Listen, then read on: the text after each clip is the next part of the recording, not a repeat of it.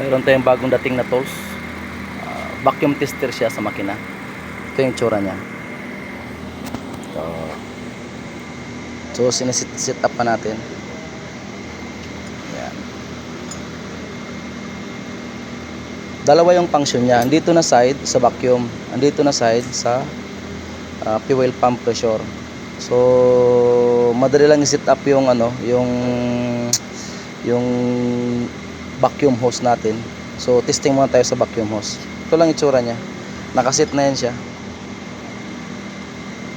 Pero maganito, sa mga lumang sasakyan lang maganito. Mga bago kasi ngayon may mga may mga scanner na, may mga spark advance na, may power balance.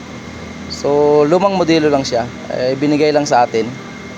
So tinanggap ko naman. So magiging function niya yan, ito. So mayroon tayong makina, umaandar yan. Maghanap tayo dito sa intake ng hose na maliit na pwede siya maging vacuum. So ito siya. Ito siya. Tanggalin natin yan. Okay.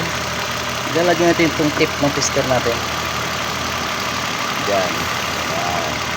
Okay. So tingnan natin ang reading niya. Oops! Walastik. Ayos. So nakalagay naman, sigurado naman yan, nakalagay naman green. So kung green, normal motor. Okay. Kung dito naman sa pula, nakalagay naman dyan late valve timing or leak in intake manifold heat riser. Kung dito naman sa iba, sa baba, isang pulang yan, late yung late yung ignition timing. So sa green siya 5. So normal motor siya. Yan. Simple lang siya. So pagaganahin naman natin yung fuel pump. Fuel pump. Maghanap pa tayo ng hose. So yan lang muna ang niya. Yan lang muna.